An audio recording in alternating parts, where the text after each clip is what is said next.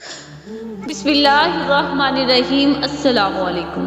عبد الرحمن بن مالک مدلجی جو سراقہ رضی اللہ عنہ کا بردر ذات ہے بیان کرتا ہے، سراقہ رضی اللہ تعالیٰ عنہ خود سر پر لگائے نیزہ تانے، بدن پر ہتھیار سجائے، اپنے گھوڑی پر ہوا سے باتیں کرتا جا رہا تھا۔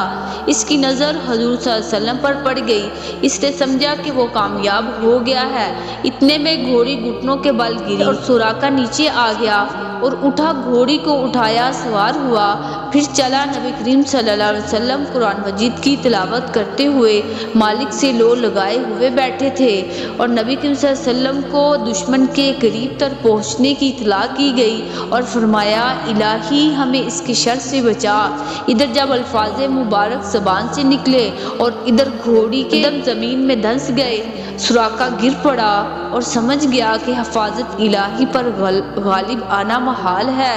اس نے عاجزانہ الفاظ میں جان کی امان مانگی، امان دی گئی۔ سراقہ آگے بڑھا اور عرض کیا، اب میں ہر ایک حملہ آور کو پیچھے ہی روکتا رہوں گا۔ پھر اس کی درخواست نبی کریم صلی اللہ علیہ وسلم کے ارشاد پر عامر بن فہیرہ رضی اللہ تعالیٰ عنہ نے اسے خط امان میں لکھ کر عطا فرما دیا۔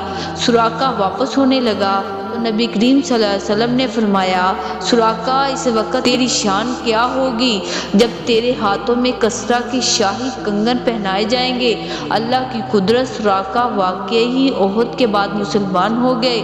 حضرت عمر رضی اللہ تعالیٰ عنہ کے عہد میں جب مدین فتح ہوا، کسریٰ کا تاج زیورات فاروق اعظم رضی اللہ عنہ کے سامنے پیش ہوئے تو امیر المومنین نے سراقہ کو بلایا اور اس کے ہاتھوں میں کسریٰ کے کنگن پہنائے اور زبان سے فرمایا، اللہ اکبر، اللہ کی بڑی شان ہے۔